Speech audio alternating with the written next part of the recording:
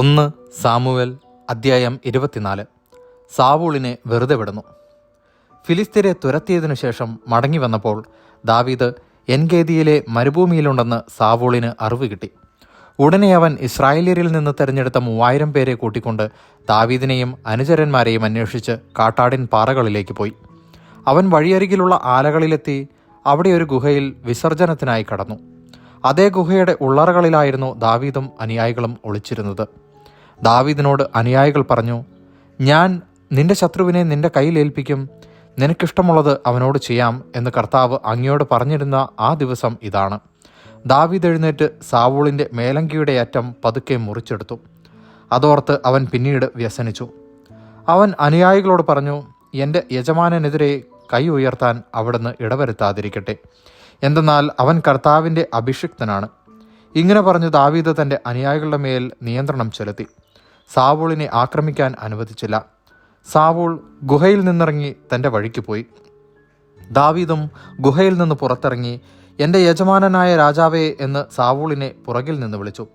സാവൂൾ തിരിഞ്ഞു നോക്കിയപ്പോൾ ദാവീദ് സാഷ്ടാംഗം വീണ് വിധേയത്വം കാണിച്ചു. അവൻ സാവൂളിനോട് ചോദിച്ചു, ദാവീദ് അങ്ങയുടെ ശത്രുവാണെന്ന് പറയുന്നവരുടെ വാക്കുകൾ അങ്ങ് കേൾക്കുന്നതെന്തിന്? കർത്താവ് ഇന്ന് ഈ ഗുഹയിൽ വച്ച് അങ്ങയെ എൻ്റെ കയ്യിൽ ഏൽപ്പിച്ചതെങ്ങനെയെന്ന് അങ്ങ് തന്നെ കണ്ടില്ലേ? അങ്ങയെ കൊല്ലണമെന്ന് ചിലർ പറഞ്ഞെങ്കിലും ഞാനത് ചെയ്തില്ല. എൻ്റെ യജമാനെതിരെ ഞാൻ കൈ ഉയർത്തുകയില്ല.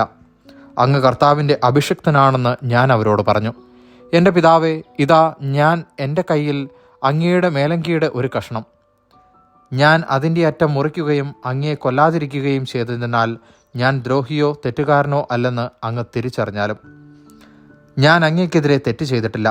എന്നിട്ടും അങ്ങ് എൻ്റെ ജീവൻ അപഹരിക്കാൻ അവസരം തേടി നടക്കുന്നു.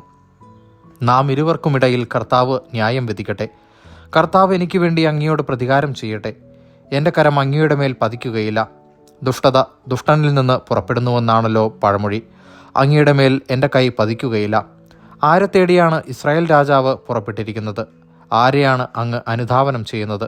ചത്ത പട്ടിയെയോ ഒരു ചെള്ളിനെയോ? വിധിയാളനായ കർത്താവ് എന്നെയും അങ്ങയെയും വിധിക്കട്ടെ. അവിടുന്ന് എന്നെ പരിശോധിച്ച് അങ്ങയുടെ കയ്യിൽ നിന്ന് രക്ഷിക്കട്ടെ. ദാവീദ് സാവൂളിനോട് ഇത് പറഞ്ഞു കഴിഞ്ഞപ്പോൾ അവൻ, എൻ്റെ മകനെ ദാവീദേ, ഇത് നിന്റെ സ്വരം തന്നെയോ എന്ന് ചോദിച്ചുകൊണ്ട് ഉറക്കെ കരഞ്ഞു. അവൻ ദാവീദിനോട് പറഞ്ഞു, നീ എന്നേക്കാൾ നീതിമാനാണ്. ഞാൻ നിനക്ക് ചെയ്ത തിന്മയ്ക്ക് പകരം നീ നന്മ ചെയ്തിരിക്കുന്നു. കർത്താവ് എന്നെ നിന്റെ കയ്യിൽ ഏൽപ്പിച്ചിട്ടും നീ എന്നെ കൊല്ലാതെ വിട്ട് എന്നോട് എങ്ങനെ പെരുമാറിയെന്ന് ഇന്ന് നീ കാണിച്ചു തന്നു. ശത്രുവിനെ കയ്യിൽ കിട്ടിയാൽ ആരെങ്കിലും വെറുതെ വിടുമോ? ഇന്ന് നീ എനിക്ക് ചെയ്ത നന്മയ്ക്ക് കർത്താവ് നിനക്ക് നന്മ വരുത്തട്ടെ. നീ തീർച്ചയായും രാജാവാകുമെന്നും ഇസ്രായേലിൻ്റെ രാജത്വം നിന്നിൽ സ്ഥിരപ്പെടുമെന്നും എനിക്കറിയാം. ആകയാൽ എനിക്ക് ശേഷം എൻ്റെ സന്തതിയെ നിർമൂലമാക്കി എൻ്റെ നാമം എൻ്റെ പിതൃഭവനത്തിൽ നിന്ന് നീക്കം ചെയ്യുകയില്ലെന്ന് കർത്താവിൻ്റെ നാമത്തിൽ നീ എന്നോട് സത്യം ചെയ്യണം. ദാവീദ് സാവൂളിനോട് അങ്ങനെ സത്യം ചെയ്തു. സാവൂൾ കൊട്ടാരത്തിലേക്ക് പോയി. ദാവീദും അനുയായികളും സങ്കേത സ്ഥാനത്തേക്കും പോയി. ദൈവവചനമാണ് നാം കേട്ടത്.